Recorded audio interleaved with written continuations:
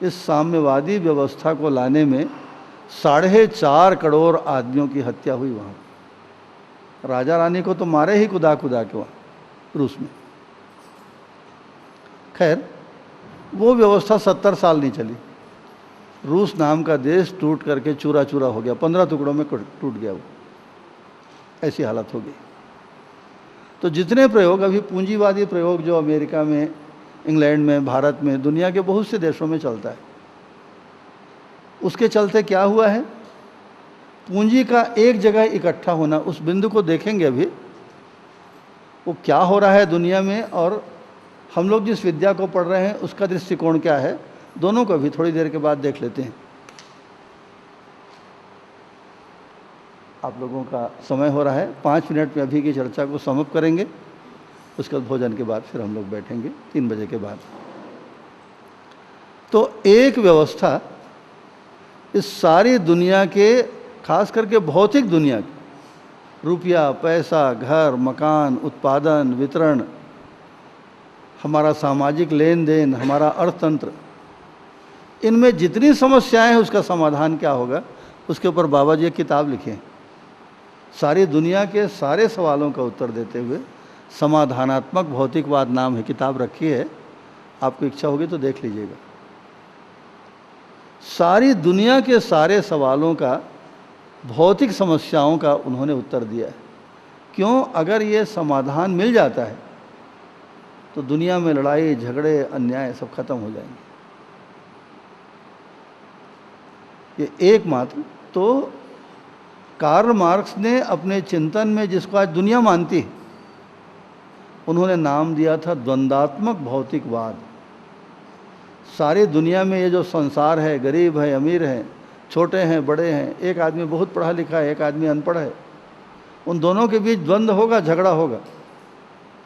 और क्योंकि ये गरीब भूखे लोगों की तादाद ज़्यादा है, बड़े लोगों को मार काट के लूट लो, ऐसा उन्होंने एक सिद्धांत दिया।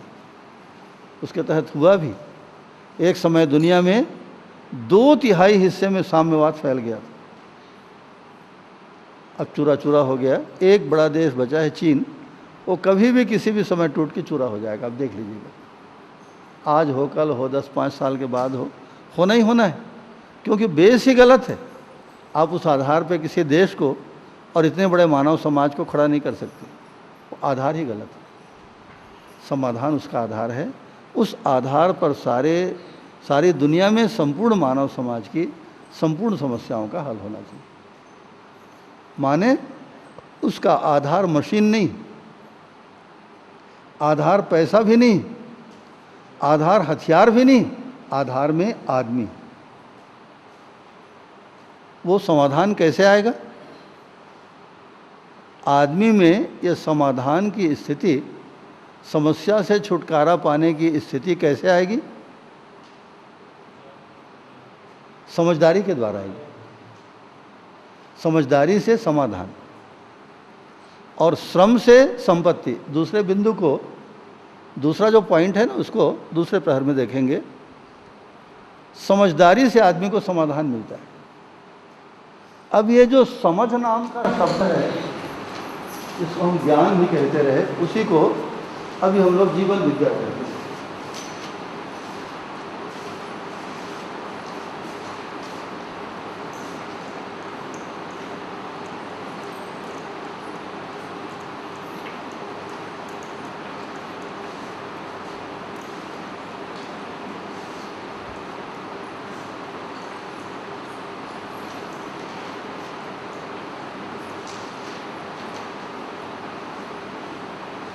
ये जो समझदारी है,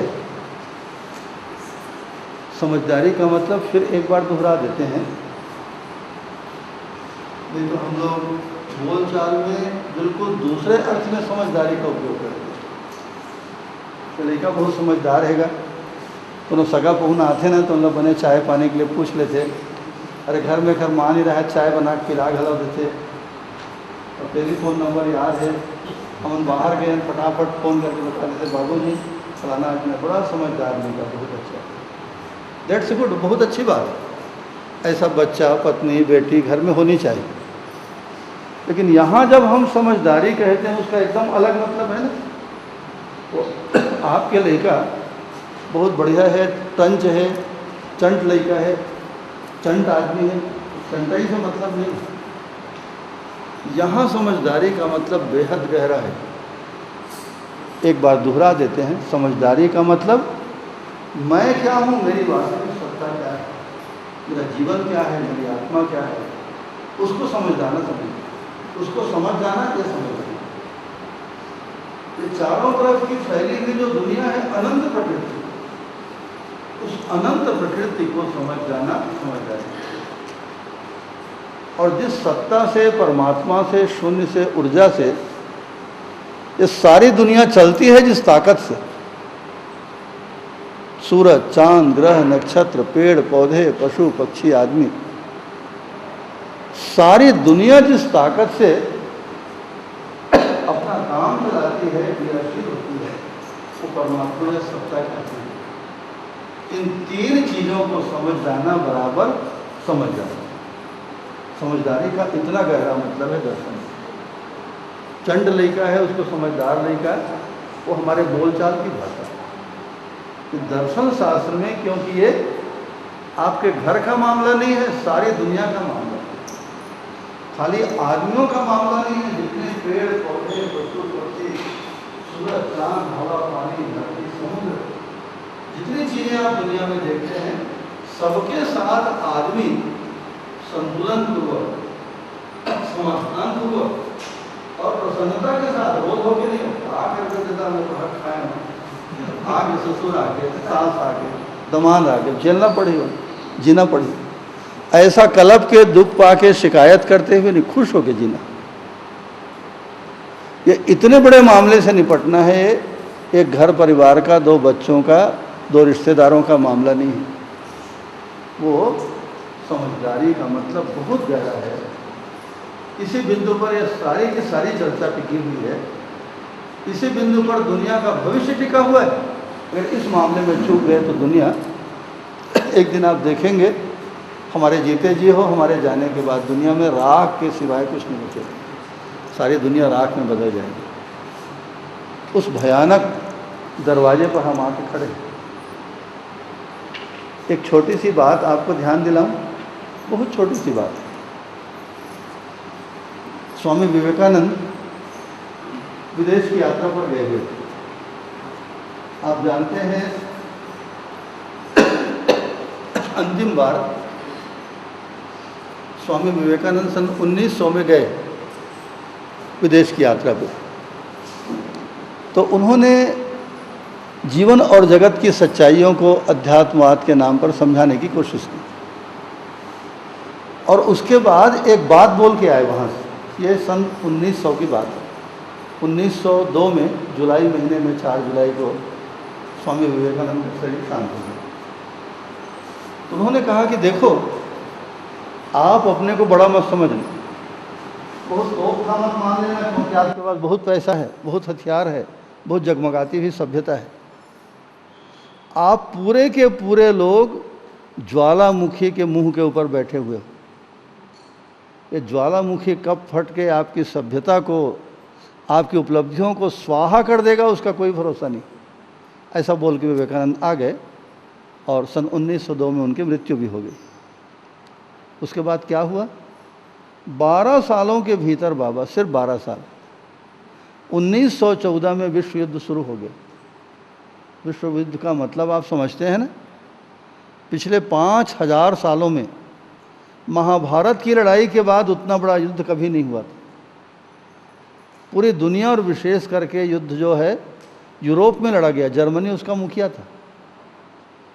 प्रिंस बिस्मार्क को वहाँ के जर्मनी के राजा ने तो निकाल दिया, वो प्रधानमंत्री था, और जर्मनी के खिलाफ पूरी दुनिया जो है लड़ती है, और पूरा यूरोप जो है तहस नहस हो गया।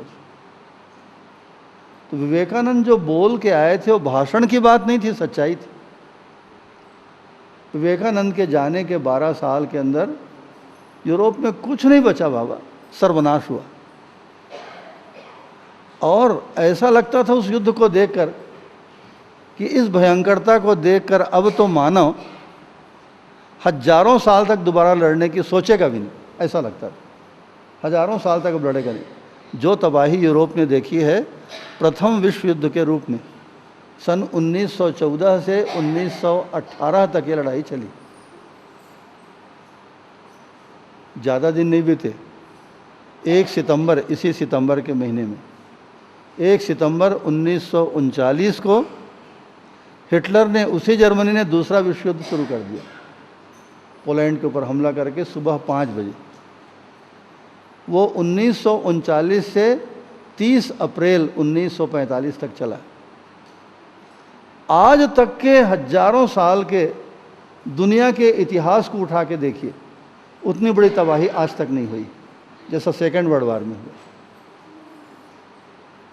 जिस तरह से आदमी सोचता और जीता है, जैसा कि स्वामी विवेकानंद ने देखा था, ज्वालामुखी के मुंह के ऊपर आप बैठे हैं, सचमुच में अक्षर अक्षर से ही उतर गए, सारी दुनिया कांप गई थी।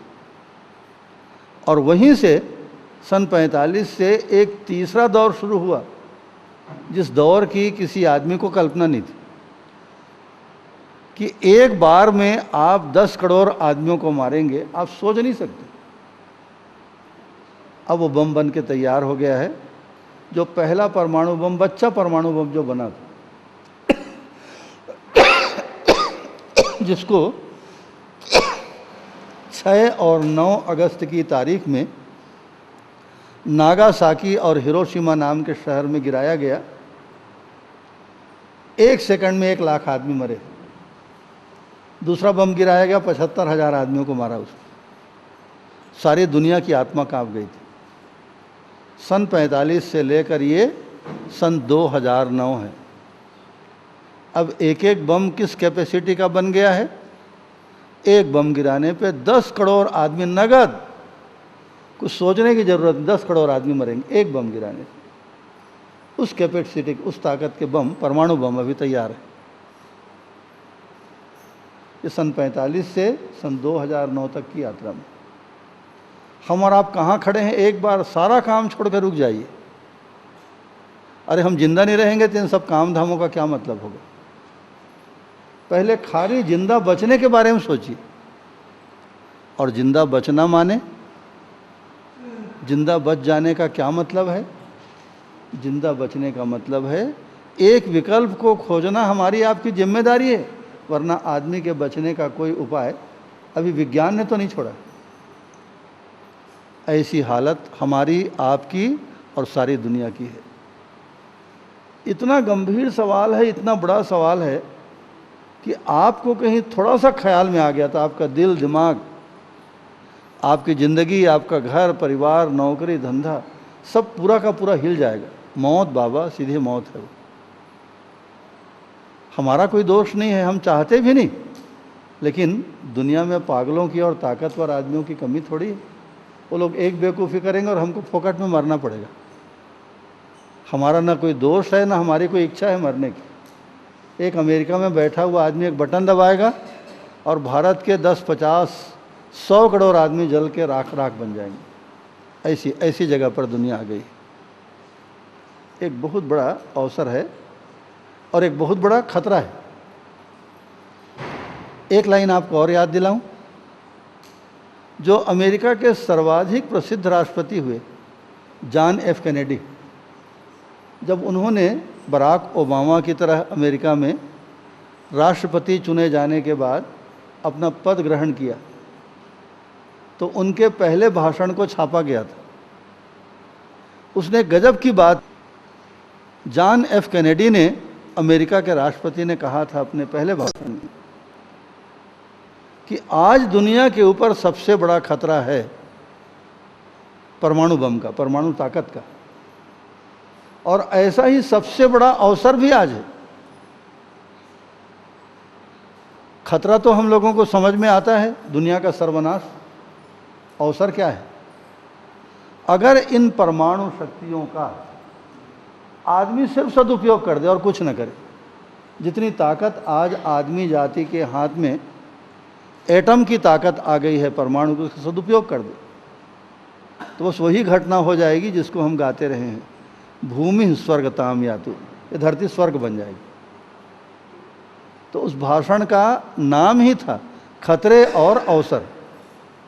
एक तरफ सर्वनाश का खतरा, क्योंकि परमाणु का विकास तो हो ही गया था, परमाणु बम तो बना ही चुके थे लोग, और अगर इन शक्तियों का, हमारे जीवन की शक्तियों का सिर्फ सदुपयोग हो जाए, ये धरती स्वर्ग हो जाएगी। और नहीं तो दुरुपयोग तो फोकट में होगा। अगर आप अपने खेत में कोई फसल नहीं लगाएंगे तो घास फूस और कचरा तो फोकट में पैदा होगा, उसको आपको पैदा नहीं करना पड़ता। सदुपयोग नहीं करेंगे तो दुरुपयोग जरूर होगा और उससे दुनिया का सर्वनाश हो जाएगा। ये बस अंतिम रास्ता बचा है, आखिरी विकल्प बचा है। हम सब के सोचने की ज़रूरत, सोचने का अवसर आ गया है। उस अवसर पे आदमी जिंदा रहने के लिए, सबके साथ जिंदा रहने के लिए और सुखपूर्वक जीने के लिए क्या कर सकता है। इस तरह आदमी के जीवन की अनादिकाल से ये कल्पना रही है। अनादिकाल से आदमी परम सुंदर को खोजते रहा है, परम सुंदर को। तो क्या है ये? ऐसी जो अंतिम सुंदरता का स्वरूप है वो आदमी के देह में नहीं है। देह तो परिवर्तनशील है। आदमी के भीतर समझ का जो सौंदर्य है, समझने की जो सुगंध है, अगर आप ठीक से ध्यान देंगे, बिना किसी प्रेजुडिस के, बिना किसी पूर्व धारणा के अगर इस बात को आप सुनेंगे, तो दुनिया में इससे अच्छा ज्ञान विज्ञान और कुछ नहीं। और ये क्या चीज़ है? ये आपका अपना स्वरूप है, अपनी पूंजी है। ये जीवन हम सबके पास है, हम सबकी पूंजी है और सबको समान रूप से मिली हुई है। उसी के बारे में हम लोग अभी पिछले 5 तारीख से जीवन विद्या शिविर के अंतर्गत चर्चा करते रहे। आज हमारे बीच नीति आई हुई हैं। कल जिनके बारे में आप थोड़ी सी बातें सुन रहे थे, श्री सतीश जैन आए हुए हैं। सतीश जैन नीति के पति हैं। नीति विश्वविद्यालयों में जा कर के, जैसे रायपुर का जो पत्रकारिता विश्वविद्यालय है, बड़े बड़े लोगों के बीच हमारे देश के जो नामी गिरामी लोग आते हैं, उन सब के बीच जाकर जीवन विद्या का शिविर, उन लोगों से मिलना जुलना, संपर्क बनाना, एक बहुत बढ़िया काम कर रही हैं। नीति को देख करके लगता नहीं है, कुष्ठ रोगियों के बारे में जैसा कि सुना, जिनको देख करके अभी आप कांप जाएंगे, उनसे अपनी सगी बेटी जैसा गले जाके मिलती है, उनके साथ बैठती है। किसी को दवाई लाओ, किसी का हाथ कटवाओ, किसी का पैर कटवाओ। इतनी अखंड सेवा इन्होंने कुष्ठ रोगियों की है, सुनकर आपको विश्वास नहीं होगा। मैं तो दहल गया था। कुष्ठ रोगियों की कॉलोनी में हम लोग गए थे। तो आदमी जैसे ऊपर से दिखता है और भीतर से जैसे होता है, एक बहुत सुखद संयोग कि बहुत बड़े परिवार में पैदा होकर के भी बहुत बड़े घर में नीति को कोई ज़रूरत नहीं थी, सारी ज़िंदगी ठाठ से जी सकती है। एक तरफ विश्वविद्यालय में जाकर पढ़ाती भी है और ऐसे सड़े हुए मक्खी भिनभिनाते जिनके हाथ पैर गल गए कुछ रोगियों की अखंड सेवा करती है। तो आज हमारे बीच नीति संयोग से आ गई है, तो थोड़ी सी बातें, जीवन विद्या की क्लास तो लेती है जगह जगह जाके, तो थोड़ा से हम लोग नीति को सुनना चाहेंगे। भी जो मुझे मेरे बारे में जो बताए हैं, हमेशा उनको ये रहा है, हमेशा कहते रहे हैं वो कि कुछ बहुत बड़ा या कठिन काम मैं कर रही हूँ कुष्ठ रोगियों को लेके हमेशा। पर मुझे ये चीज़ कभी नहीं लगी। मुझे ऐसा लगता रहा हमेशा कि जैसे हर कोई परिवार में मेरा अपना है, वैसे वो सब भी मेरे अपने हैं। और कुछ इसलिए अलग सा कुछ कर रही हूँ ये कभी एहसास नहीं हुआ मुझे। और ये ज़रूर है कि मैं अपने दुख को भूलने के लिए उनके बीच गई थी। एक ऐसा दौर आया था, सबकी ज़िंदगी में ऐसा दौर आता है, उतार चढ़ाव होते ही रहते हैं सबकी ज़िंदगी में। तो ऐसा एक दौर आया था कि जब मुझे लगा कि अब मेरी ज़िंदगी में कुछ बचा नहीं है। तो मेरी मुस्कुराहट चली गई थी, हंसी चली गई थी। तो सबने मेरे को कहा कि क्या करना चाहती है, तो मैंने कहा मैं कुछ सोशल वर्क करना चाहती हूँ। तो वहाँ से ये कुष्ठ रोगियों की सेवा का कार्यक्रम शुरू हुआ। मुझे कुष्ठ रोगी बोलना असल में अच्छा नहीं लगता है, उनको मैं सहभागी, सहपाठी, सहकारी सभी बोलती हूँ। उनके कारण मुझे बहुत नाम, शोहरत, सम्मान मिला। अपने खुद के लालच से मैंने सेवा करी और अंतर्राष्ट्रीय ख्याति पाई, पर एक पैसा कभी इधर उधर हुआ नहीं, ना किया, ना कभी वो आत्मिक गवाही भी नहीं हुई। ये बातें इसलिए आपको बता रही हूँ मैं कि हम लोग सब सोचते हैं कि ज़िंदगी में कुछ समाज सेवा करना है, कुछ अच्छा करना है। क्या करना है नहीं पता, कुछ समाज सेवा करना है। तो समाज सेवा में क्या करना है, मुझे लगता है कि सारी चीज़ें जो हो सकती हैं समाज सेवा की, वहाँ से करके तमाम चीज़ें, सारे नाम, शोहरत, विदेश जाके 40 दिन अमेरिका में जाके रह ली। और आज भी दिल्ली में लेप्रेसी के हेड ऑफिस में, नेशनल हेड ऑफिस में कोई आता है तो उन्हें कहते हैं कि हाँ नीति से आप मिलिए, एग्जाम्पल देते हैं। पर ये तमाम सोशल वर्क, तमाम सारी चीज़ें करने के बाद भी पिछले 12 साल पहले जब मैं महाराज जी से मुलाकात की, उसके बाद से ऐसा हुआ कि महाराज जी ने ही मेरा शिविर लेना शुरू किया। जैसा कि मैंने बताया, ये सारी चीज़ें करने के बाद भी एक खालीपन होता था, एक खालीपन लगता था कि क्या है और मैं क्या करूं। आकाशवाणी में समाचार पढ़ना शुरू किया, बहुत ख़राब मेरा परफॉर्मेंस था, बहुत अच्छा मैंने पढ़ना मेहनत कर कर के वो भी शुरू कर दिया, वो भी कर दिया।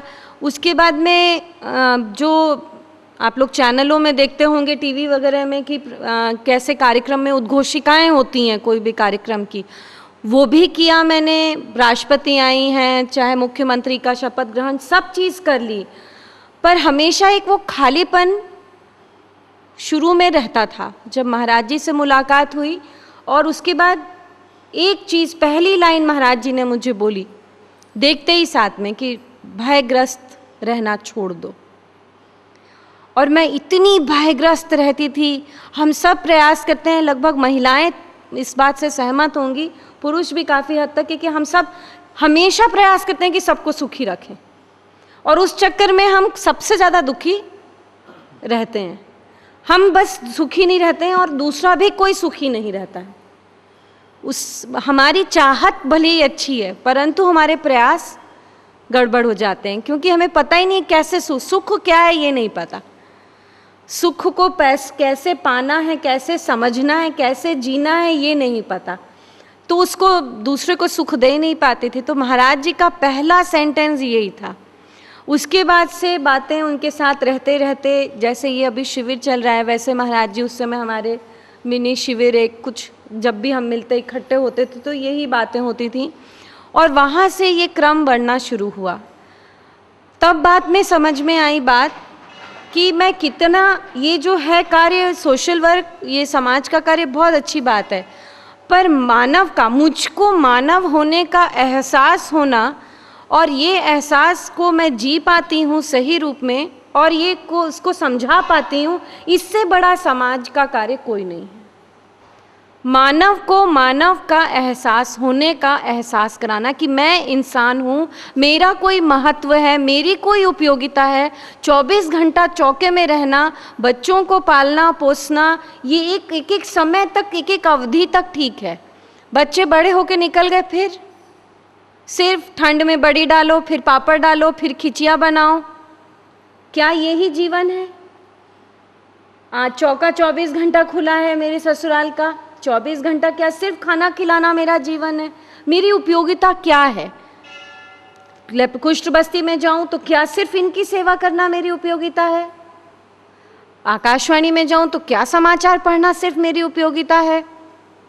पेंटिंग करूं तो क्या सिर्फ पेंटिंग करना मेरी उपयोगिता है? तो जीवन विद्या में ये बात समझ में आई कि मेरी उपयोगिता तो इस सब से परे बहुत ऊपर है और बहुत खूबसूरत है। और जैसे ही वो समझ में आई, धीरे धीरे धीरे धीरे आज की तारीख में, मतलब ये हो गया था पिछले 6 महीने तक के भी मैं बता रही हूँ, ऐसा नहीं है कि मैं आज शिविर लेने लग गई हूँ तो मैं एकदम परफेक्ट हो गई हूँ। ये हम कुछ ना कुछ एक एक शिविर से एक एक चीज़ें सीखते हैं, जीते हैं और उसके बाद में हमको बल मिलता है। तो सबसे अच्छी बात मुझको जो समझ में आई, आवेशों को ख़त्म कर देना, कोई भी आवेश नहीं रखना। उससे मेरा ब्लड प्रेशर जो है वो कंट्रोल में आ गया। नहीं तो पिछले 5 सालों में ये 1 साल का छोड़ के, आप लोग माइकल जैक्सन का नाम सुने हैं? अभी ख़त्म हुआ थोड़े दिन पहले। 5 किस्म की दवाइयाँ लेता था वो 5 किस्म की दवाइयाँ मैं 2 साल तक लेती रही हूँ।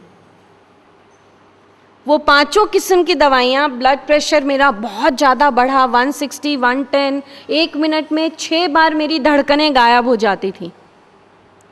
और ये सब होता था आवेश के कारण। मैं कोशिश क्या करती थी कि मैं एडजस्ट करूं, पर हम लोग क्या करते हैं, समझौता करते हैं, समझते नहीं हैं चीज़ों को। समझेंगे तो अपने आप सारी सहूलियत हो जाती है, अनुकूलता हो जाती है। तो आवेश को कंट्रोल कर लेने से मेरा ब्लड प्रेशर पूरा कंट्रोल में आ गया और वो 5 दवाइयाँ लेना एक झटके में, एक रात में मैंने छोड़ दी। 1 सेकंड में नहीं लगा, नहीं लेना यानी नहीं लेना। ये जीवन का बल है। नहीं तो बहुत समय तक हम लोग रोज सोचते हैं ना, कल इसको कर लेंगे, कल इसको छोड़ देंगे, आज इसको एक बार और खा लेती हूँ, एक बार और कर लेती हूँ, एक बार और तम्बाकू खा लेते हैं, अगली बार से नहीं खाएंगे। हाँ, उधर ही देखेंगे सब, मुझे पता है। तो नहीं, मैं उधर नहीं बोलती हूँ, तम्बाकू छोड़ने नहीं बोलती हूँ। ना तम्बाकू छोड़ने, ना जब वो सिगरेट पीते थे तो सिगरेट छोड़ने। जब बहुत ज़्यादा होता है तब ज़रूर कहती हूँ कि तुम देख लो कि ये सही है कि गलत है करके, नहीं तो नहीं बोलती। तो ये आवेश को कंट्रोल करना, उससे समझ में आता है। जब मैं ना समझ रहती हूँ तो मैं क्रोधित बहुत होती हूँ। क्रोधित का मतलब ये नहीं कि मैंने गुस्सा कर दिया सबके सामने, ज़रूरी नहीं है कि मैं सबके सामने गुस्सा करूं, पर अपने आप पे सबसे अधिक गुस्सा करती हूँ। तो ये भी समझ में आया कि ना समझी में सबसे अधिक प्रताड़ना हम किस पे करते हैं? सबसे अधिक प्रताड़ित हम अपने आप को करते हैं।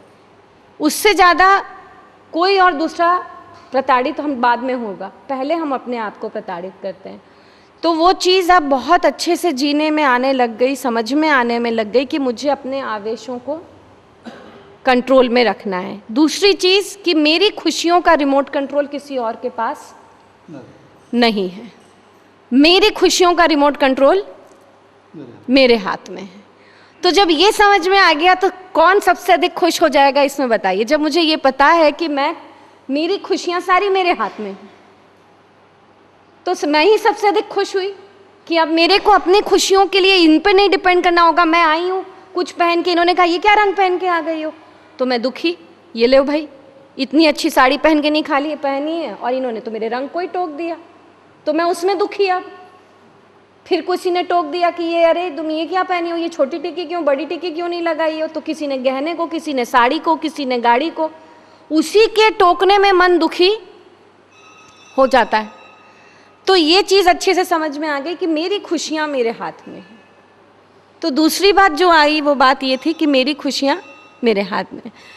तीसरी बात एक ये हुई कि हमारा बेटा पूना में पढ़ता था और बीच में मेरा काफ़ी आना जाना पूना में होता रहा।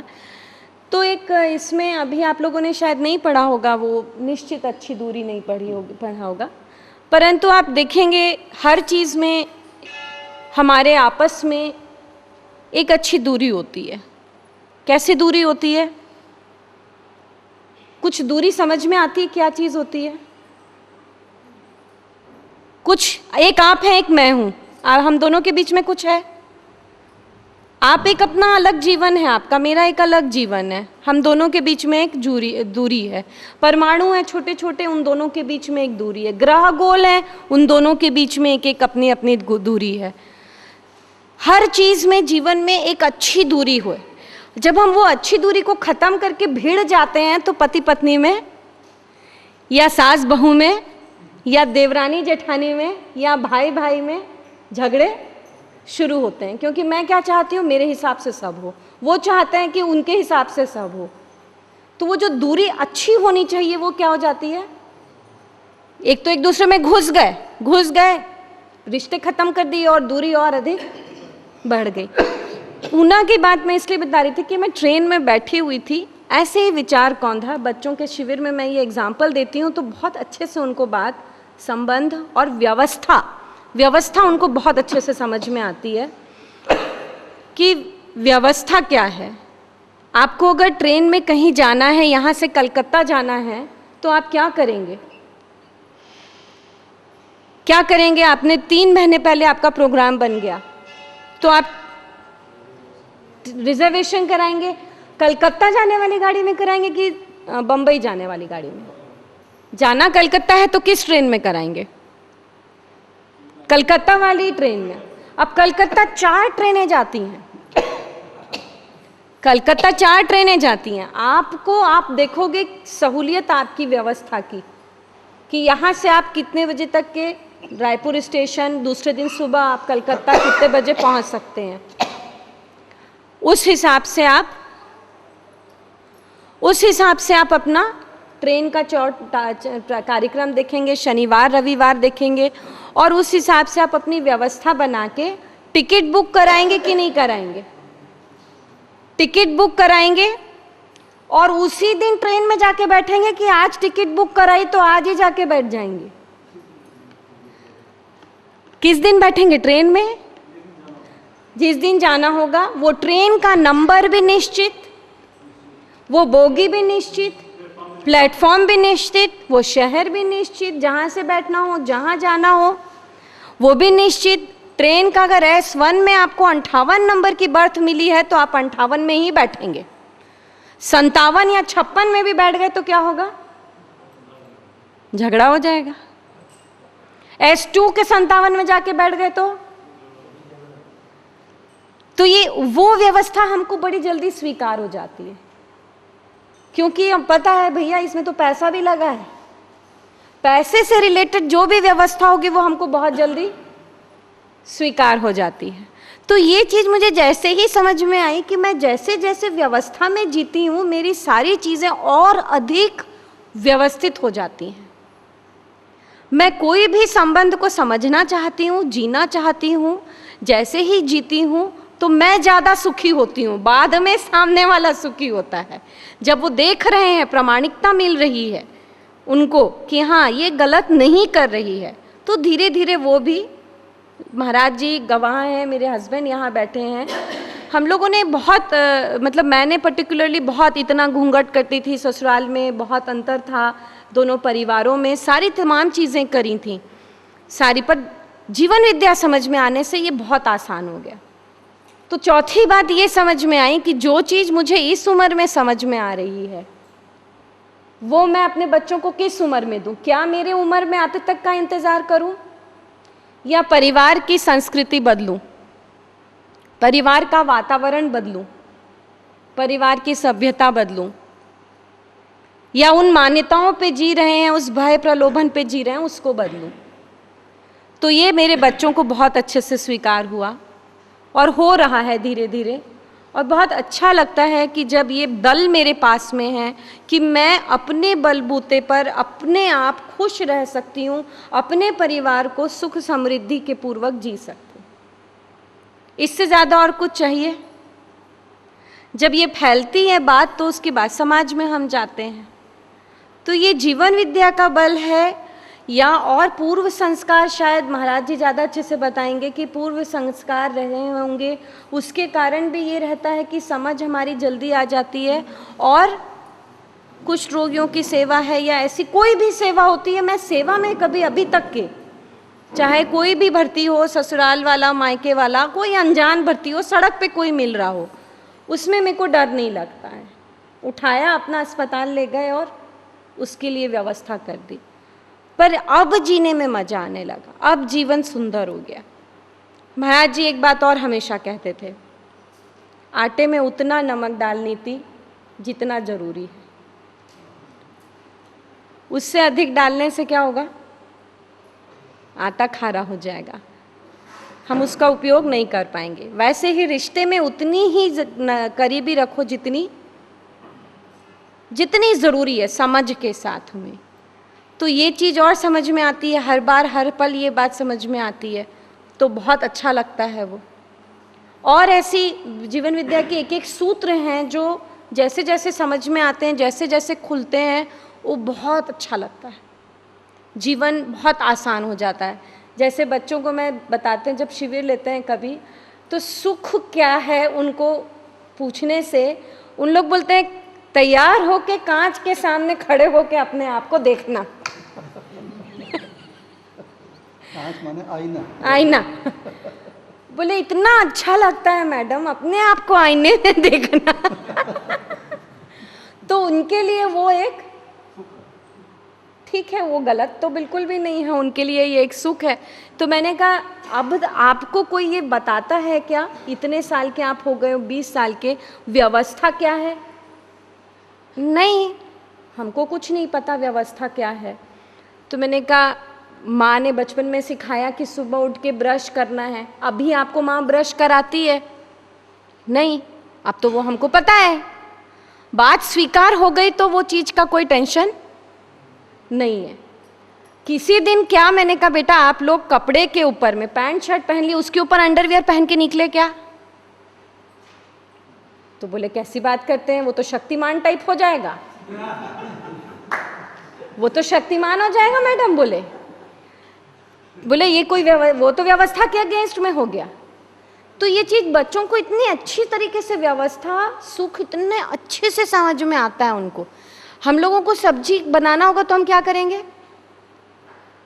सब्जी लाएंगे, धोएंगे, सुधारेंगे, ठीक है, उसके बाद कढ़ाई चढ़ाएंगे, गैस होगा, चूल्हा होगा, जो भी होगा, उसके बाद तेल मसाला पर्टिकुलरली, तब जाके वो सब्जी वैसी बनाएंगे। एक आध चीज़ कम ज़्यादा होने से क्या होते हैं? कैसे बनाए हैं जी, मिठास नहीं है।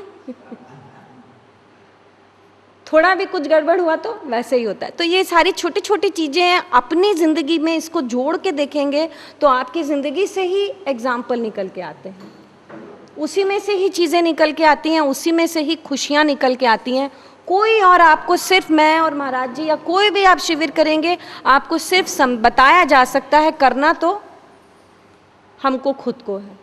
और वो चीज़ जब मैंने करने में की, जब मैंने जीने में शुरू किया, 10 से 12 साल लगते हैं, 10 साल मुझे लगे लगभग। इसलिए आप ये मत सोचिएगा कि एक शिविर में तो आप पूरा पार हो गए। एक शिविर में एक बात सूचना के रूप में जाती है। और बच्चों के शिविर की अभी बात बताती हूँ। एक बहुत बढ़िया था, बोले कंडीशनर आते हैं आजकल महाराज जी, शैम्पू करहु ओकर बाद में कंडीशनर करे के तो बाल हाथ सेट हो जाते हैं। ओकर बाद धोने के बाद में ना ओमन चलते तो ऐसने होते मैडम बोले। तो अभी हमारे ऐसने ही छो गए हैं, ऐसने और वैसने ही छो गए हैं ना। इतने अच्छे से बच्चों का, अभी 75 बच्चों का शिविर लिया मैंने।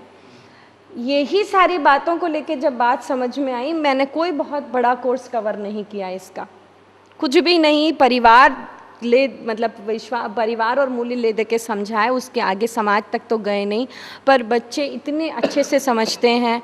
इसलिए पांचवी छठी बात मुझे ये समझ में आई कि जो मुझे समझ में इस उम्र में बहुत देर से आ रहा है, मेरे बच्चे उसको और जल्दी समझेंगे।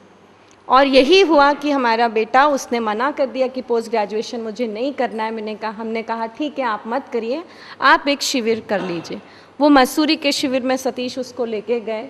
एक शिविर से उसके में इतना बदलाव आया, बहुत अच्छा सुंदर परिवर्तन। ये चीज़ें, उपलब्धियां फिर धीरे धीरे लगने लगती हैं जब हम अपने आप में खुश रहना सीख जाते हैं। मुझे अब किसी के ऊपर डिपेंड नहीं रहना है मेरी खुशियों के लिए। मुझे समाधान चाहिए, मेरे पास में कोई टेंशन है, कोई समस्या है, तो मुझे किसी और के पास भागने की ज़रूरत नहीं है। मेरे पास खुद के भीतर में समाधान है। ये बल इतना बड़ा है, और ऐसा समाधान जो सार्वभौम में सारे मानव के लिए एक है, उसमें मैं अलग और आप अलग नहीं हूँ। इसका बल इतना अद्वितीय है, सारी क्षमता, और ऊपर से कि ये जब ऐसा जीना चाहते हैं, हम व्यवस्था में जीते हैं, तो हमारे आसपास में जितने भी दिव्य आत्माएं हैं वो हमें बहुत सहयोग करते हैं। छोटी छोटी घटनाएं ऐसी होती हैं जिसके लिए आपको आश्चर्य होने लगेगा कि बाप रे, ये कैसे हो गया, छोटी छोटी घटनाएं।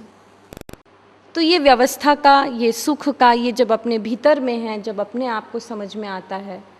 एक बहुत अच्छा सूत्र है जो मुझे अभी नहीं आया होगा, तो मुझे बड़ा उस कारगर से होता है कि मुझे अपनी ऊर्जा को ज़ाया नहीं करना है, ऊर्जा का बहिर्गमन नहीं करना है। जितना मैं फिजूल का करती हूँ, कोशिश करती हूँ कि उसको मैं कम करूँ। ऐसे 8-10 चीज़ें मुझे इतने 10 सालों में लगभग 10-15 ऐसी चीज़ें मिली हैं जो मेरे लिए एक, वो कौन सी बूटी हो जाते हैं, संजीवनी बूटी। मेरे सारे जो काल की पीड़ाएं हैं, वो जो है काल की पीड़ाओं से ख़त्म, जो लगता था कि मैं बहुत कमज़ोर हूँ, इसको मैं डिसीजन नहीं ले पाऊँगी, वो सब मैंने अपने शुरू कर दिए। धीरे धीरे कोशिश कर रही हूँ जीऊँ और अच्छे से जीऊँ। ये बहुत अच्छा, उसमें और अच्छा सहयोग ये हो गया कि सतीश भी शिविर अटेंड करने लग गए, और अच्छा सहयोग ये होते गया कि सतीश महाराज जी का शिविर, सतीश बाबा के साथ में इंटरैक्ट करने लगे। नहीं तो बाबा के साथ में बहुत देर बैठना संभव नहीं होता है, बाबा के पास में बैठने लगे। ये सारी चीज़ें हमारे लिए, सबके लिए अच्छी हो गई। जो समाज है, समाज की ज़रूरत क्यों है, उसको थोड़ा सा आपने देखा कि एक व्यक्ति अकेले में सुख पाने के क्रम में उन सारी चीज़ों को नहीं कर पाता जिनकी हमको या एक आदमी को ज़रूरत रहती है, कि मैं ही खाना भी बना लूँ, बच्चों की देखभाल भी मैं ही कर लूँ, घर में लिपाई पोताई भी, झाड़ू लगाने का काम मैं भी कर लूँ, फिर कमाने का काम, ड्यूटी जाने का काम भी मैं कर लूँ, कपड़ा बिस्तर, दिया जलाने का काम, अतिथियों को स्वागत करने का काम एक आदमी कितना करेगा। तो इसलिए हम 1 से 2 पति पत्नी का एक जोड़ा, फिर 2-4 बच्चे, फिर हम अकेले तो नहीं हैं, माता पिता, वृद्ध माता पिता जिनको सेवा की ज़रूरत, तो ऐसा एक परिवार बनता है। और इस तरह से हजारों परिवारों को मिल करके एक समाज बनता है। तो समाज का जो मूल्य है, समाज का जो भाव है, उसका जो पहला कदम है, जो सबसे ज़्यादा ज़रूरी है, उसको हमने देखा, और वो है समाधान। समाधान माने, आ जाओ, क्यों और कैसे का उत्तर मिल जाना। ये जो समाधान है,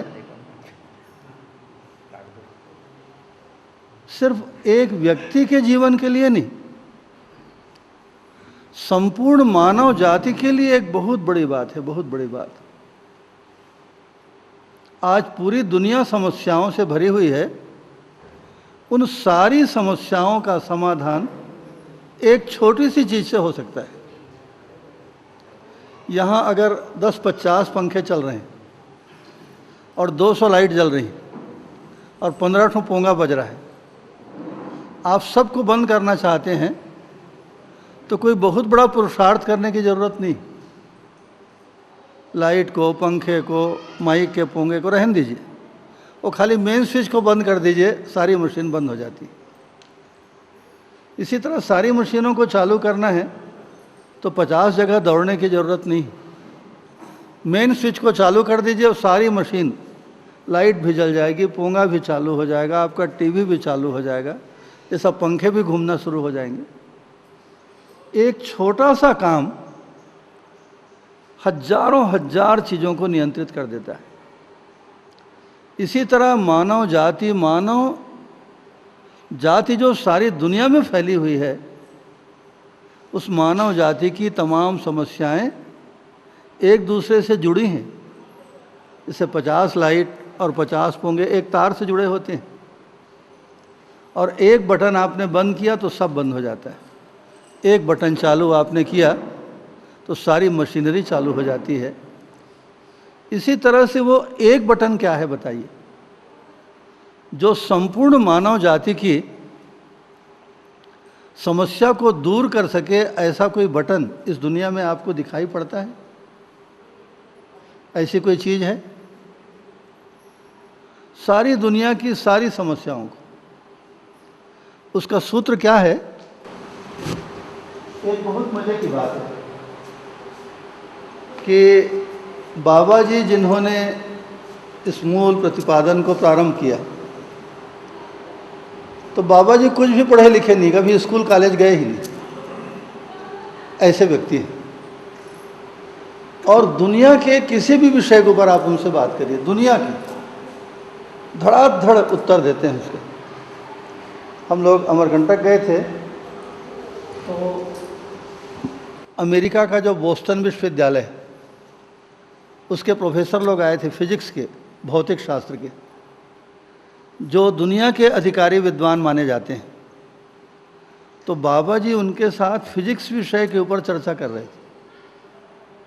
18 घंटे बाबा जी ने फिजिक्स विषय के ऊपर, धर्मशास्त्र के तो महान पंडित हैं बाबा जी, आयुर्वेद के महान ज्ञाता हैं, उसके ऊपर करते तो स्वाभाविक है भाई, जानते हैं। जिस विषय को ज़िंदगी में कभी पढ़े नहीं, 18 घंटे। फिर बाबा जी ने प्रोफेसर साहब को बताया कि तुम्हारा भौतिक विज्ञान कहाँ पे जाकर लटक गया है, रुक गया है, और इसके आगे अनुसंधान करोगे तो तुमको क्या मिलेगा। हम लोग तो सुन करके हक्का बक्का रह गए। अभी बाबा जी के एक बहुत प्रिय व्यक्ति हैं, साहनी साहब हैं, वो बहुत बड़े इंजीनियर हैं हमारे देश के, विदेश हो आए हैं, देश विदेश में उनका नाम है।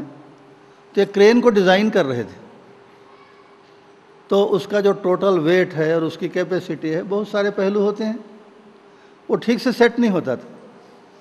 साहनी साहब ने कहा बाबा जी बोलते हैं सब समस्या का समाधान मेरे पास है, तो उस प्रॉब्लम को लेके गए। इंजीनियरिंग विषय का प्रॉब्लम है ना, कि बाबा देखिए मैं क्रेन को, मशीन को डिज़ाइन करता हूँ तो ये प्रॉब्लम आता है। बाबा जी ने 2 मिनट में उसको हल कर दिया। चाहे दुनिया का कोई भी विषय हो, हम लोग पूछे बाबा जी आप ये कैसा कर लेते हो? उसने कहा कुछ नहीं है बेटा, एक लाइन का सूत्र है कि दुनिया में कोई भी चीज़ होगी तो किसके भीतर होगी? ये अस्तित्व के भीतर। अस्तित्व माने व्यापक परमात्मा और अनंत प्रकृति, इसी के अंतर्गत सारा खेल है। और अस्तित्व को मैं देखता हूँ, इसलिए जो कुछ भी घटेगा, इस कमरे में कुछ भी होगा, कोई आके बैठेगा, कोई जाएगा, कोई चिल्लाएगा, कोई सोएगा, यहीं से बैठे बैठे दिखता है। अगर इस कमरे में कुछ भी घटना होगी तो हमको आपको दिखाई पड़ेगी। इसी तरह से अस्तित्व मुझको दिखता है, और दुनिया में जो भी समस्या होगी, सुख दुख होगा, अस्तित्व के भीतर होगा, इसलिए मुझको सारा कुछ समझ में आता है। तो सारी दुनिया की जितनी समस्याएं हैं, जितने लोग हैं, भिन्न भिन्न किस्म की परिस्थितियां हैं, भिन्न भिन्न सवाल हैं, उनका एक सूत्र क्या है जिसमें सबको आप हल कर देंगे? ऐसा कोई सूत्र आपको पकड़ में आता है? अभी 4 दिनों से हम लोग इस विद्या को सुन रहे हैं, पढ़ रहे हैं, क्या पकड़ में आता है? वो बहुत एक छोटी सी बात है बाबा, और वो है आदमी की समझदारी।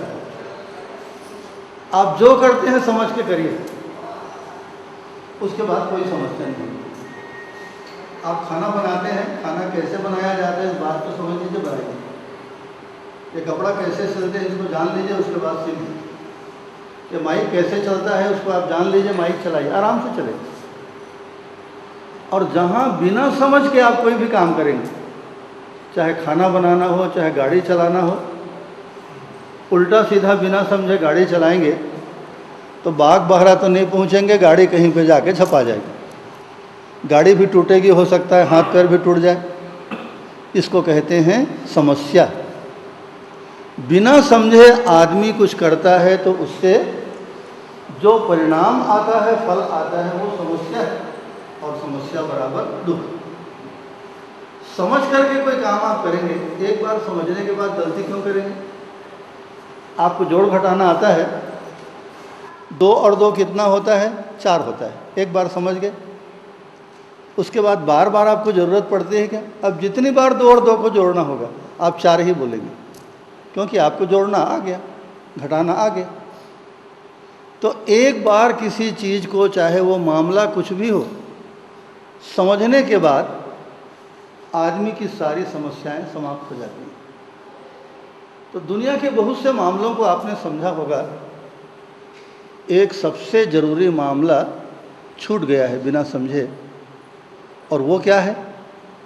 वो आप खुद हैं। अपने बारे में आप क्या जानते हैं बताइए? अपने बारे में आपकी कुल जानकारी, आपका कुल ज्ञान कितना है बताइए? आप इस दुनिया में कहाँ से आए हैं ये बताइए? शायद हम में से किसी को पता नहीं कि हम इस दुनिया में कहाँ से आए, हम इस दुनिया में क्यों पैदा हुए उसको बताइए। आज तक हम लोगों को पता नहीं, हम लोग इस बात को सोचते थे। जिसको हम दुनिया से विदाई कहते हैं, मृत्यु, हम सब लोग यहाँ से धीरे धीरे चल देंगे। एक शायर ने लिखा है ना, कमर बांधे हुए चलने को यहाँ सब यार बैठे हैं, बहुत आगे गए बाकी जो हैं तैयार बैठे। एक एक करके हम सब गायब हो जाएंगे। माता पिता भाई बंधु दादा मामा चाचा सब चल दिए। जिनके साथ हम पूरी ज़िंदगी रहे हो मेरे सामने से चल दिए, मुझको आज तक पता नहीं को कहाँ चल दिए। और इसी तरह हम आज जो एक जीवित सच्चाई हैं, हम भी थोड़े दिनों के बाद, वो दिन कल भी हो सकता है ना, कोई ज़रूरी नहीं है कि बुढ़ा होने के बाद जाएंगे, हो सकता है कल हम में से कोई ना रहे।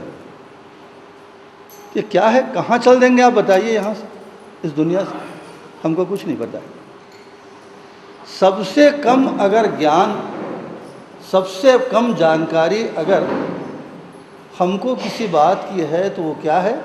वो मैं खुद हूँ, अपने बारे में कुछ नहीं जानता। क्यों पैदा हुआ हूँ? इतनी बड़ी दुनिया है, भारत में 110 करोड़ आदमी है, फलाने परिवार में क्यों पैदा हुआ भाई, और दूसरे घर में क्यों पैदा नहीं हुआ, इसका भी मुझको ज्ञान नहीं। बस मैं इतना जानता हूँ कि एक परिवार में मेरा जन्म हो गया। ज्ञान कुछ नहीं है। दूसरा, जिस चारों तरफ जो फैली हुई दुनिया है, ये जिसके साथ मैं रोज़ जीता हूँ, इन पेड़ों के साथ, ज़मीन के साथ, धरती के साथ, पशु पक्षी, सूरज चांद सितारे, आप क्या जानते हैं बताइए? सूरज क्या है? सूरज को किसने बनाया? सूरज अगर नहीं रहेगा तो क्या होगा? ये पेड़ जो यहाँ पे उगा हुआ है, अगर पेड़ उगना बंद हो जाए तो क्या होगा? इन सारी चीज़ों के साथ मेरी आपकी ज़िंदगी का रिश्ता है, लेकिन इस बात को मैं जानता नहीं। अगर मैं जानता तो क्या अपने पैरों को काटता? मैं जानता हूँ कि ये पैर मेरा है और बढ़िया चलने फिरने के काम आता है, तो कभी भी अपने पैर को कुल्हाड़ी से काटता हूँ? इसी तरह से पैर से ज़्यादा ज़रूरी अंग है ये पेड़। अगर आदमी इस पेड़ के साथ अपने रिश्तों को जानता तो क्या पेड़ों को काटता, हरे भरे पेड़ों को? हम कुछ नहीं जानते हैं, न पेड़ के बारे में, न सूरज के बारे में, न धरती के बारे में, न आकाश के बारे में, हवा पानी के बारे में। तो इन चीज़ों के बारे में नहीं जानना, नहीं समझना, यही हमारे दुख का कारण है। और खुशी जो है, खुशी क्या है? समझना बराबर खुशी। समझ गए, उसी समय खुश हो गए। और कोई 2 साल 5 साल लगाने की जरूरत, उसी समय खुश हो जाता है। इस कमरे में अंधेरा है, 10 बरस से कोई लाइट जलाने वाला नहीं था, ज़रूरत नहीं थी, कोई यहाँ रहता नहीं। आप आते हैं, एक स्विच दबाते हैं तो अंधेरा ये बोलेगा, अरे भाई मैं 10 साल से यहाँ बैठा हूँ, आप तो अभी अभी आए हो दिया जलाने के लिए, अब मैं धीरे धीरे साल 6 महीने में जाऊँगा। ऐसा बोलता है क्या अंधेरा? 1 सेकंड में आपने स्विच ऑन किया, बल्ब जल गया, अंधेरा उसी समय चल गया। तो समझने के साथ ही आदमी के जीवन की सारी समस्याएं शांत हो जाती हैं।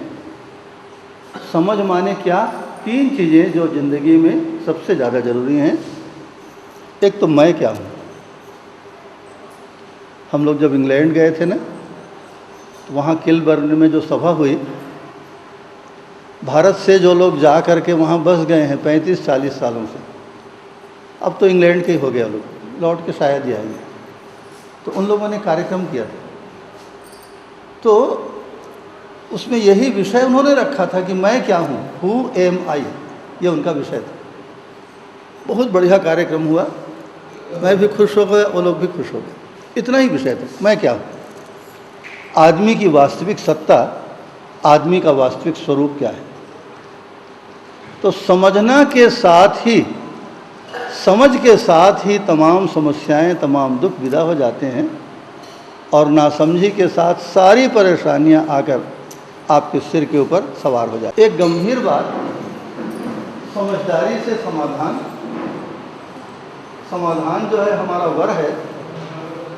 अभी थोड़ी देर पहले सारी दुनिया के जो उपद्रव हैं, सारी दुनिया में जो परेशानियां हैं, कि आज पूरी धरती नष्ट होने के दरवाजे पर आ गई। बस कुछ सेकंड का खेल है, कुछ सेकंड का।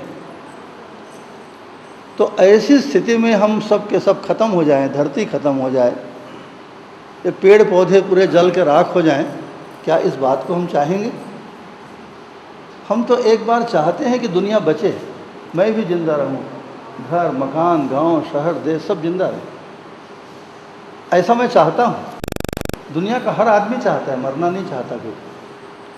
तो उस आखिरी मौका और एक आखिरी रास्ता बच गया है, और वो है मनुष्य, मनुष्य के साथ, मनुष्य इस प्रकृति के साथ, पेड़ पौधा पशु पक्षी के साथ, मनुष्य इन चांद तारों के साथ, हवा पानी के साथ, धरती आकाश के साथ, संगीतमयता में, उसी संगीतमयता को व्यवस्था कहा गया।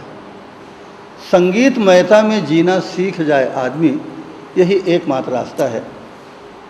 और उसी को हम लोग बातचीत में क्या कहते हैं? समाधान। उसके ऊपर एक बहुत बढ़िया किताब, एक रिसर्च वर्क थी, जरा बाबा जी ने लिखा है, समाधानात्मक भौतिकवाद। ये समाज का मूल्य है। समाधान को पाने के लिए ही हम ये समाज की रचना की है। समाज का और कोई प्रयोजन नहीं है हमारे। आज मैं बीमार पड़ता हूँ, मुझको कोई चिंता नहीं, तुरंत हमारे समाज के बीच में कोई आदमी डॉक्टर होगा, आगे 2-4 दवाई पानी दे देगा, मैं ठीक हो जाऊँगा। मकान बनाना है, 2-4 मिस्त्री लेबर बुला लो भाई, जो जानते हैं बिल्डिंग बनाना। अगर मान लीजिए कोई आदमी नहीं होता तो अकेले क्या मैं इस बिल्डिंग को बना पाता? क्या मैं पंखा बना पाता? क्या मैं यहाँ बिजली लगा पाता? मुझको कोई भी ज्ञान नहीं, क्योंकि मैं समाज में रहता हूँ। जिन चीज़ों का ना तो मुझको ज्ञान है ना मेरी ताकत, उन सारी चीज़ों का मज़ा हम घर बैठे ले रहे हैं। क्या मुझको टेलीविज़न बनाना आता है? क्या मुझको टेलीविज़न के ट्रांसमिट करने वाले स्टेशन बनाना आता है? ट्रांसमिशन की विद्या मुझको आती है? मुझको कुछ नहीं आता बाबा। लेकिन मैं एक समाज में रहता हूँ, समाज के हजारों लोगों ने हजारों तरह से मेहनत की, उसका घर बैठे मुझको फल, 4 आने की बिजली खर्च होती है। अगर मैं उन सारे समाचारों को जिनको आप टेलीविज़न में देखते हैं, अगर मैं खुद दौड़ दौड़ के इंग्लैंड में, अमेरिका में, भारत में, जापान में अगर मैं इकट्ठा करूं, तो 2-4 लाख रुपया खर्च करके भी वो समाचार मुझको पता नहीं लगेगा, जिसको मैं 4 आने खर्च करता हूं बिजली का। उसके बाद घर बैठे मुझको दिखाई पड़ता है साक्षात। ये समाज में होने की महिमा है, समाज में होने का परिणाम है। समाज नहीं होता तो ये सुख मुझको आपको नहीं मिल पाता। तो समाज क्यों है? समाधान के लिए।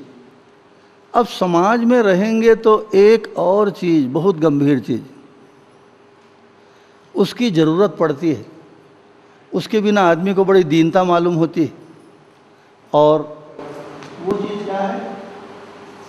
वो चीज़ है समृद्धि नाम की चीज़। ये समृद्धि। समृद्धि माने देखिए, एक शब्द अगर इतना सा कहीं चूका तो कितनी बड़ी दुर्घटना होती है एक शब्द के चूकने से।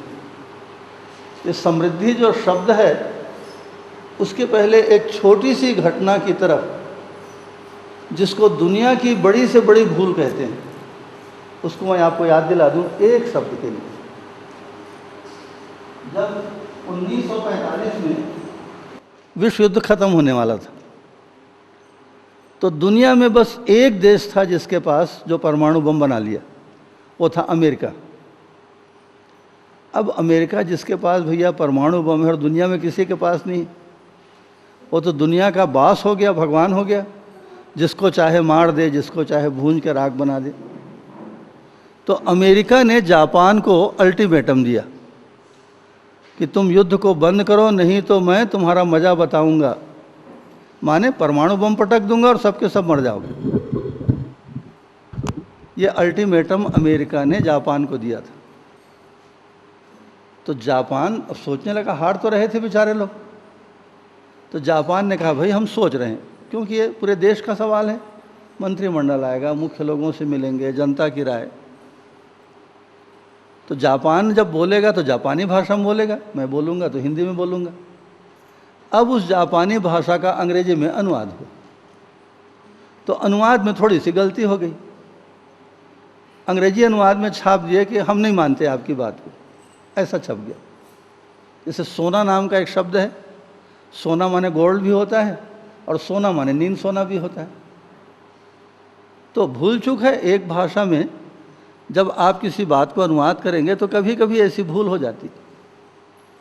अब इस बात से वो अनुवाद की गलती थी ना, जापान ने कहा था वास्तव में कि भाई हम विचार कर रहे हैं, और अंग्रेजी में अनुवाद होकर छप गया कि नहीं मानते, हम जैसा कर रहे हैं करेंगे, माने हम युद्ध को जारी रखेंगे। बस अमेरिका का पारा चढ़ गया और उसने सीधे 6 और 9 अगस्त को जापान के 2 शहरों में एटम बम गिरा दिया। 5000 सालों के बाद पहली बार आदमी के सिर के ऊपर एटम बम गिरा। उसका फल आप जानते हैं ना, 1 सेकंड में आप पलक मारते हैं, इतनी देर में 1 लाख आदमी मरे। दूसरा बम गिरा, 75,000 आदमी मरे। एक शब्द इधर से उधर हुआ तो दुनिया की बड़ी से बड़ी दुर्घटना के अंतर्गत ये बात आती है। आप बताइए, आपको याद हो तो 1 सेकंड में 1 लाख आदमी मरा हो, ऐसी कोई भी घटना भी आपको भारत में याद है? कोई भी घटना कि आप पलक मारे, इतनी देर में 1 लाख आदमी मर गए एक शब्द के चूकने से।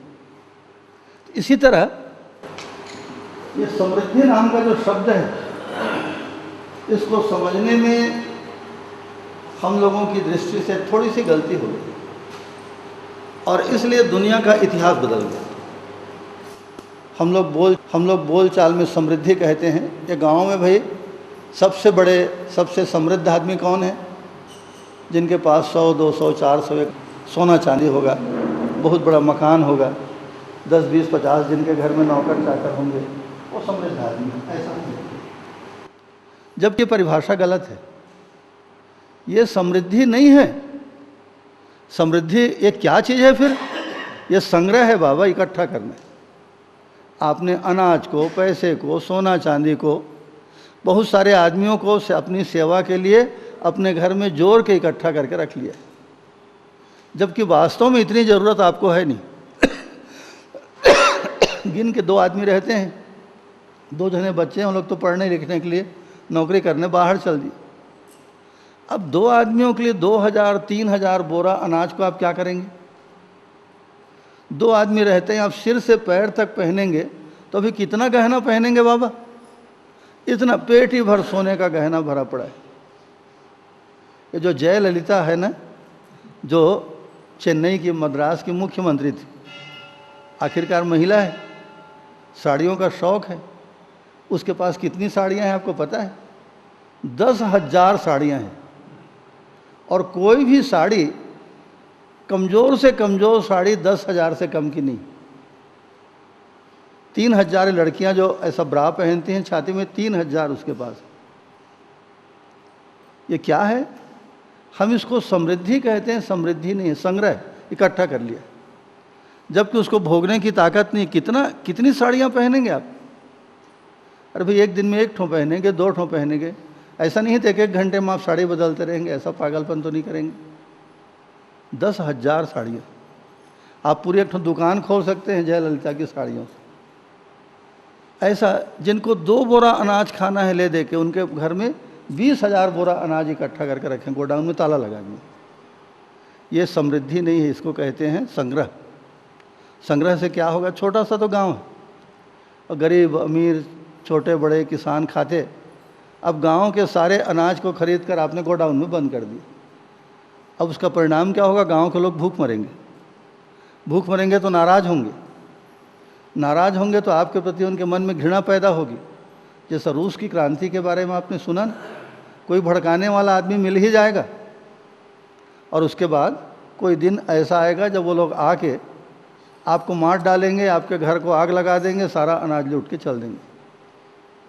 इस तरह की घटनाएं दुनिया में 1000 बार, लाख बार हुई है। आप पूरा इतिहास उठा के देखिए, अभी हुआ है।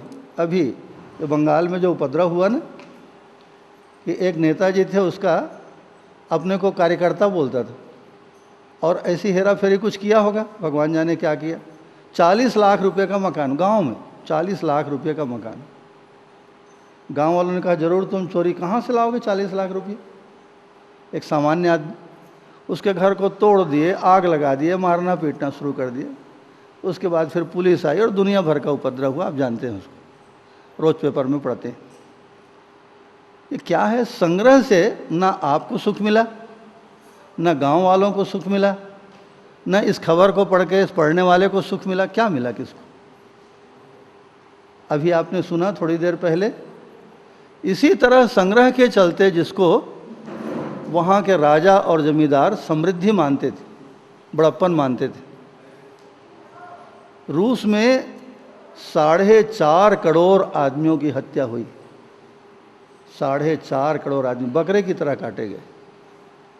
फ्रांस में जब राज्य क्रांति हुई, नेपोलियन बोनापार्ट के आने के पहले, रोब्सपियर वगैरह जो नेता थे, तो उस समय आदमी को कैसा काटते थे आपको पता है? जैसे भेड़ बकरे को काटते हैं ना, गर्दन झुकाओ, तलवार या फरसे से काट दो 2 कुटा। अब आज तो 2000 आदमियों को काटना है, एक एक आदमी को कितना काटोगे? तो एक बहुत बड़ा फरसा बनाए थे, इस मकान से ज़्यादा बड़ा फरसा, उसको ऊपर ऐसा लटका है फरसा, और नीचे में लोगों को जिनको मारना था उनको 1500 आदमी को लाइन से सुला देते थे, और फरसे की डोरी को ढीला करके भड़ से पड़ता गिरता था। एक साथ 1000 आदमी की गर्दन बकरे जैसा कट गई। आदमियों को काटा गया। बाबा आप क्या सुन रहे हैं? अपनी कहानी सुन रहे हैं। हमारे जैसे आदमियों को गिलोटिन नाम था उस मशीन का, इसमें एक साथ कई हजार, उसमें बम नहीं था, ये तो पता नहीं क्या करते, कई हजार आदमियों का सब बकरे जैसा काटा गया। जिन लोगों ने सब काम किया, बाद में जनता नाराज हो गई, उन्हीं लोगों को पकड़ के सुलाए, गिलोटिन में काट डाले। ऐसा हुआ। ये कुल मिलाकर इतनी सारी चर्चा का क्या मतलब है? इतना समृद्धि के नाम पर धन को, संपत्ति को, अनाज को, जमीन को जो ज़्यादा मात्रा में इकट्ठा किए लोग, इसको संग्रह कहते हैं। इकट्ठा करना, जमाखोरी कहते हैं।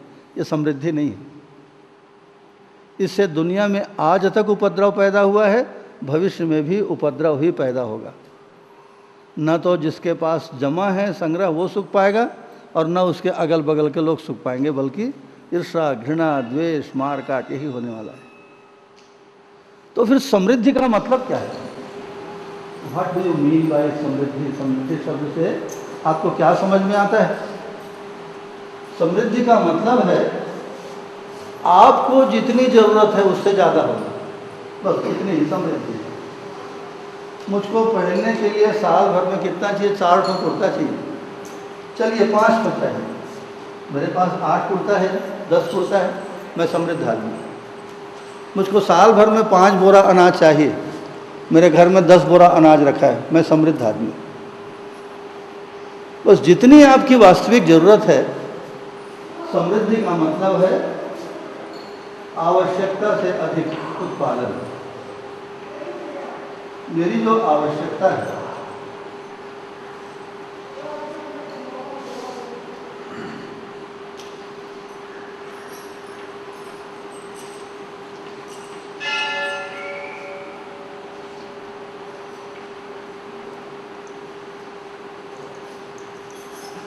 एक शब्द है बस।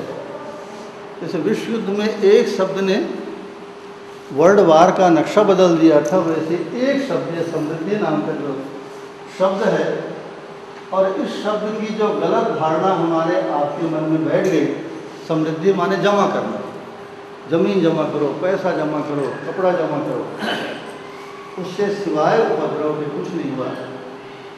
जबकि समृद्धि का मतलब है आवश्यकता से अधिक।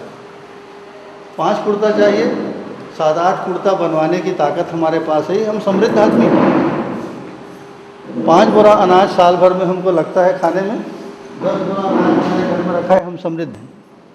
क्यों मैं 10,000 बोरा इकट्ठा करने के चक्कर में पड़ूंगा?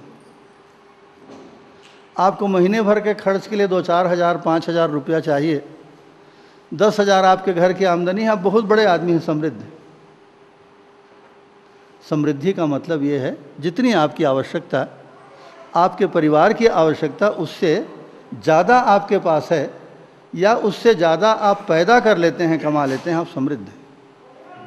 इस परिभाषा में दुनिया के करोड़ों आदमी समृद्ध हैं, लेकिन अपने को गरीब समझ रहे हैं वो लोग।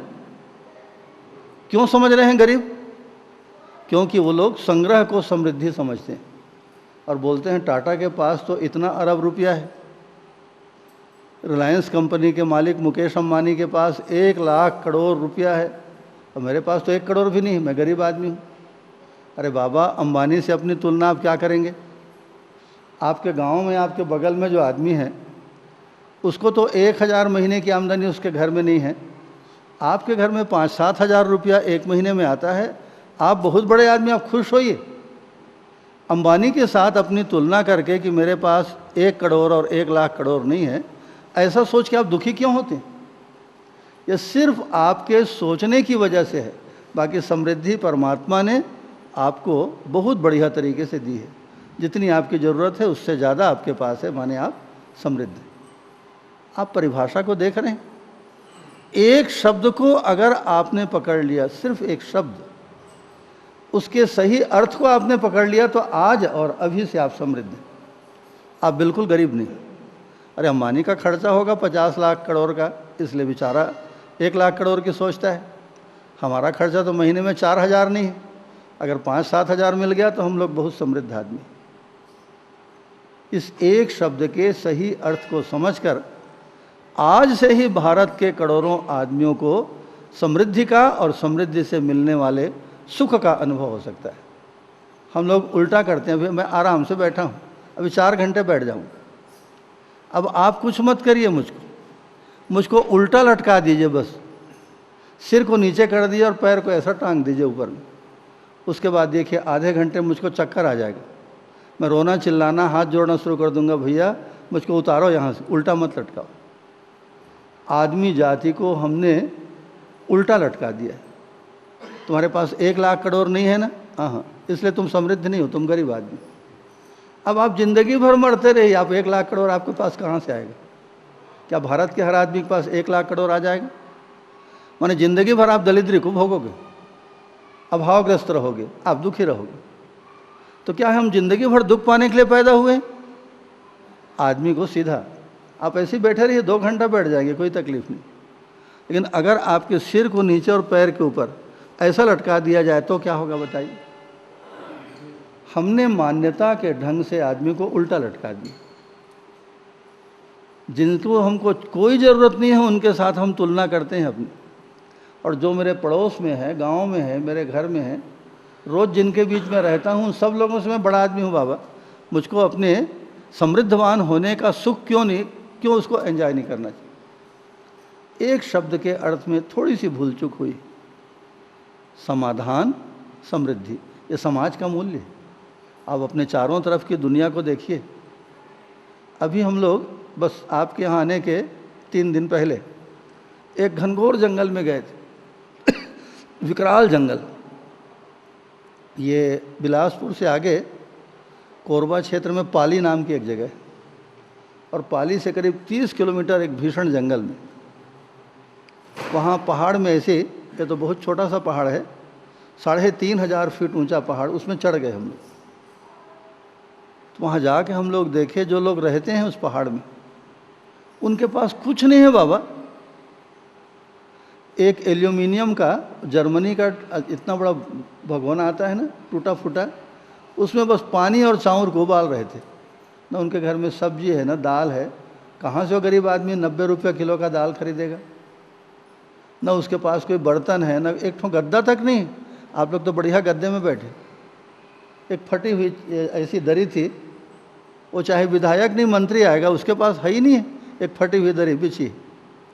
हम लोग उसी में। और ऐसा मकान भी नहीं, एक पत्थर जो है ऐसा निकला हुआ है गुफा की तरह, पर्ची जैसा बन गया, मजे से उसके नीचे रह रहे थे। मुझको लगा हे भगवान ये लोग कैसा जीते होंगे।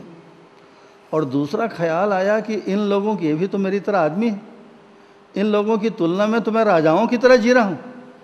मेरे पास जितनी सुविधा है, कपड़े हैं, लगते हैं, मित्रों की संगति है, देश विदेश का अनुभव है, तो मैं तो इनसे 1000 गुना ज़्यादा अच्छी हालत में हूँ। उनके साथ अपनी तुलना करिए।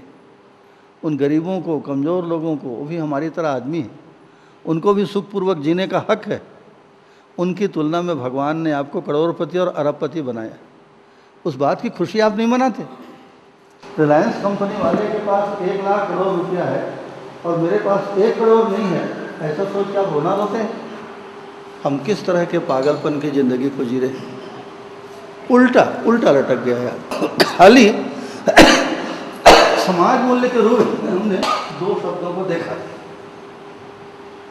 समाधान, समृद्धि। समाज में हम रहते हैं समृद्धि को अनुभव करने, समाज में हम रहते हैं समाधान को पाने, क्योंकि हम साथ रहते हैं। मकान बनाना है, तुरंत समाज का कोई आदमी आपको, मिस्त्री आके हेल्प करेगा। आपको डॉक्टर वैद्य दवाई चाहिए, तुरंत कोई डॉक्टर आके आपकी सेवा करेंगे। शादी करनी है, अकेले रहेंगे तो लड़की कहाँ से मिलेगी?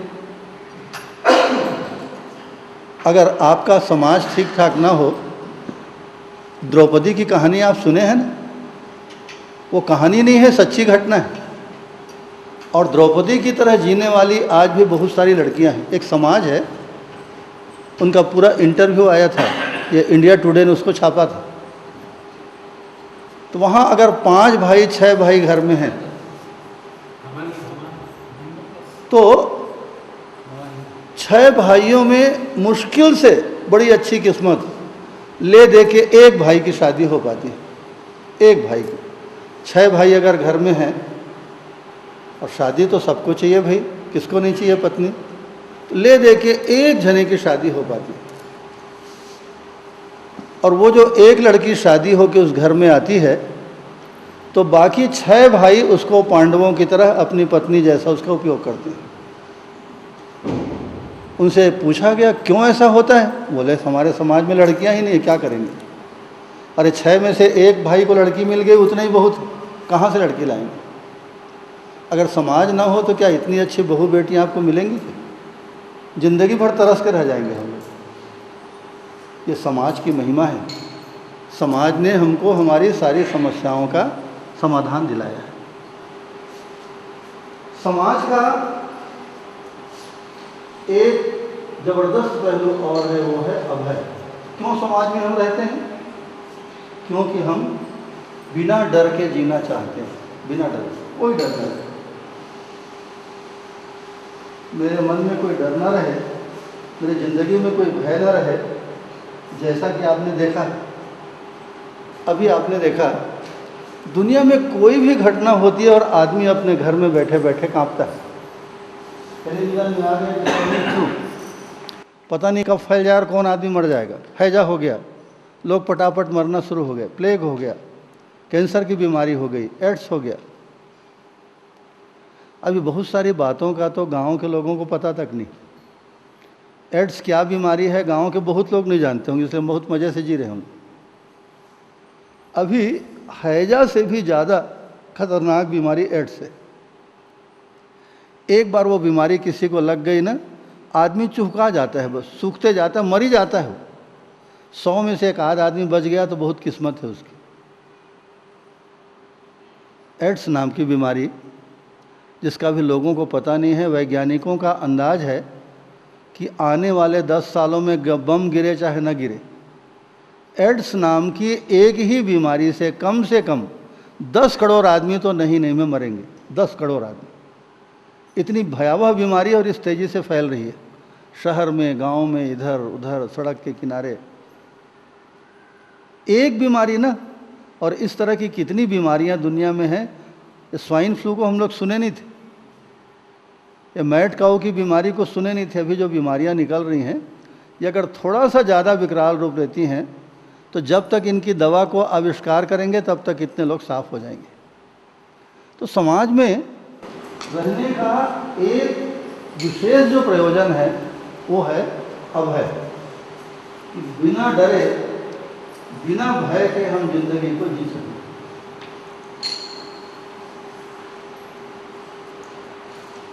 अभय नाम का एक मूल्य है, मूल्य माने भाव, एक भाव है हमारी ज़िंदगी में। अगर हम बिना डरे जी सकें तो हमसे ज़्यादा सुखी कोई आदमी नहीं। और अगर मुझको डर लगता है तो मैं भारत का प्रधानमंत्री क्यों ना हूँ, मेरे से ज़्यादा अभागा आदमी कोई नहीं। डर ने आदमी की क्या हालत कर दी, अनिश्चयता, भय से ग्रसित है आदमी। हम लोग एक बार नरसिंहगढ़ नाम की जगह है मध्य प्रदेश में, तो मुझको एक बार कार्यक्रम में भेज दिए थे। वहाँ बहुत अच्छा कार्यक्रम हुआ। तो वहाँ राजा का किला है, इसे ये तो छोटी पहाड़ी है, बहुत ऊंचे पहाड़ के ऊपर। तो मुझको बहुत शौक़ है किला विला, पुराने महल। तो चला गया एक दिन देखने, ऐसी शाम हो रही थी, मैं कहा देख के जल्दी घूम के आ जाऊँगा। अब किला माने क्या सोचते हैं, इतना बड़ा होता है कि दिन भर में आप ठीक से घूम नहीं पाएंगे। एक किला इतना बड़ा होता है, कई मील में ऐसा फैला हुआ। जब गए तब तो बढ़िया दिन का समय था और 2-4-10 लोग घूम रहे थे, बढ़िया घूमते रहा। अब किले को फिर रानियों का महल और फिर उधर तालाब और फिर उधर बगीचा, अब तो बड़ी बड़ी घास उगाई है। ऐसा करते करते रात हो गई, दिन डूब गया।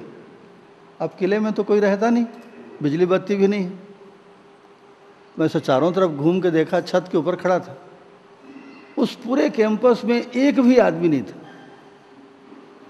और बिल्कुल दिन डूबने पे था, वो अंधेरा होने लगा और बिजली बत्ती भी नहीं।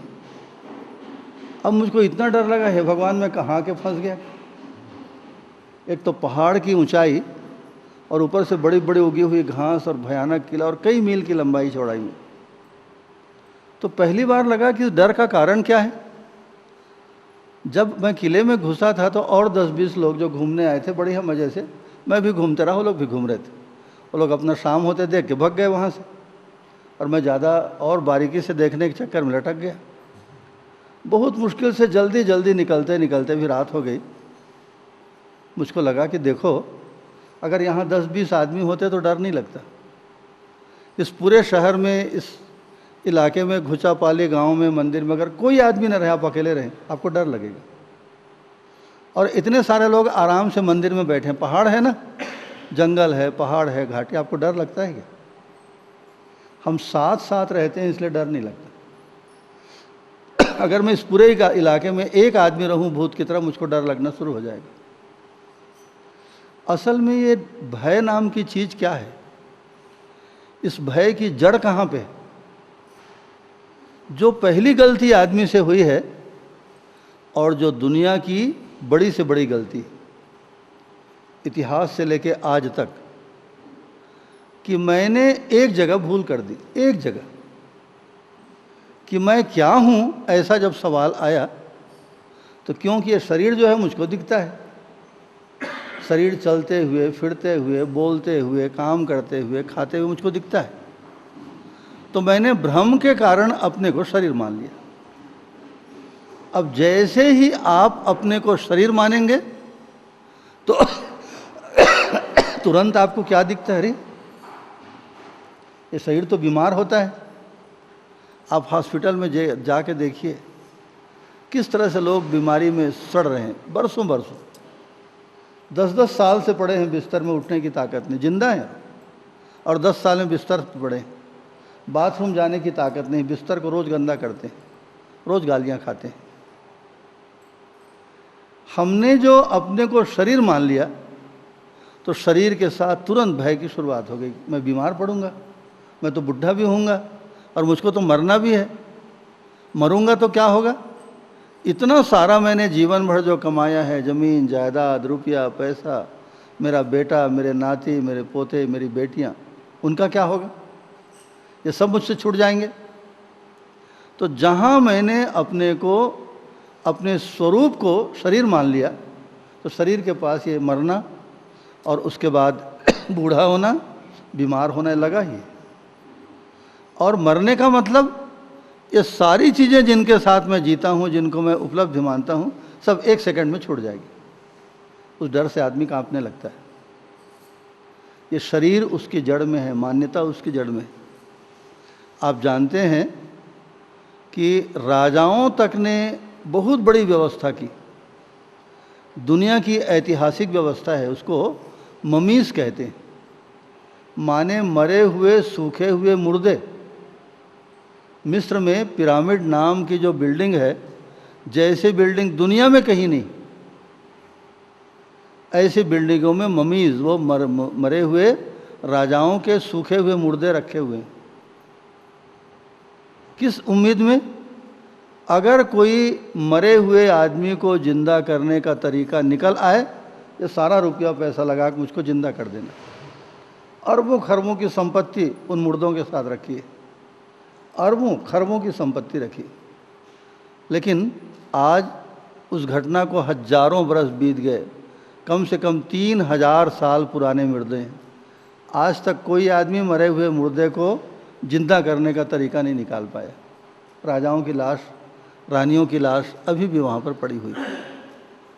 तो मरने का भय, धन जाने का भय, पद जाने का भय, इज्जत जाने का भय, आप सोचेंगे तो आदमी की ज़िंदगी में डर ही डर है। 1 मिनट डर के बिना आदमी जीता नहीं। ऐसा डरा हुआ आदमी क्या सुख पाएगा? तो कुल मिला के डर के मूल में क्या है? अगर एक शब्द में कहें तो भय या डर के मूल में क्या चीज़ है? क्या चीज़ है? वो तो एक मान्यता है। वो चीज़ क्या है? वो है अविश्वास।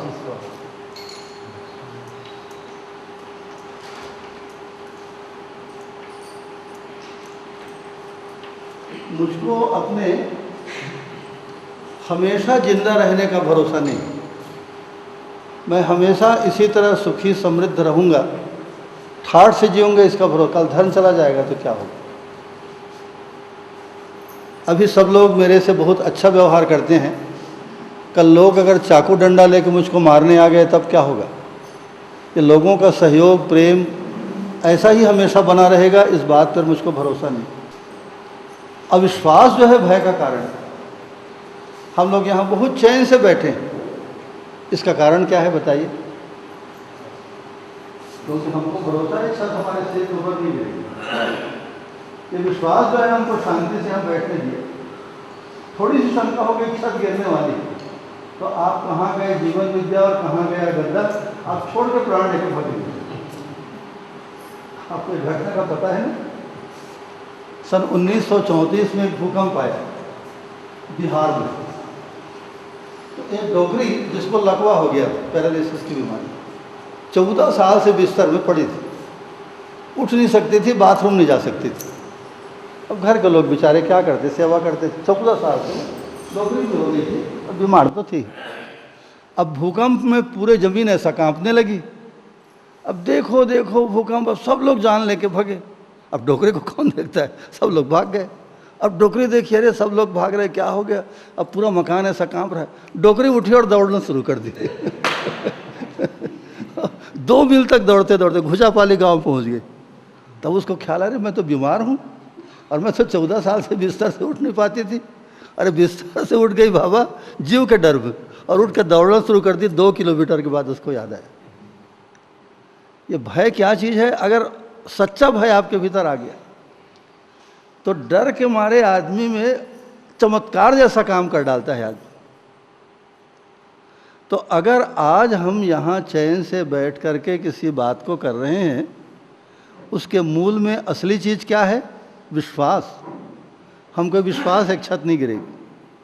अगर थोड़ी सी भी शंका होगी, अरे बाप रे छत क्रैक हो गई है, कभी भी गिर सकती है, ऐसा अगर कोई आके बोल दे, झूठ ही बोल दे, तो तुरंत लोग बाहर निकाले। महाराज जी अब हाल में नहीं करते, वो बाहर मैदान में ना अपन बैठ के शिविर को करेंगे, ऐसा हो जाएगा। 1 मिनट में देखिएगा। तो अविश्वास से हमको भय होता है। हमको अपने ऊपर भी भरोसा नहीं, अपने ऊपर नहीं भरोसा। क्यों भरोसा नहीं है बताइए? अधिकांश आदमियों को अपने ऊपर भरोसा नहीं। क्यों नहीं है?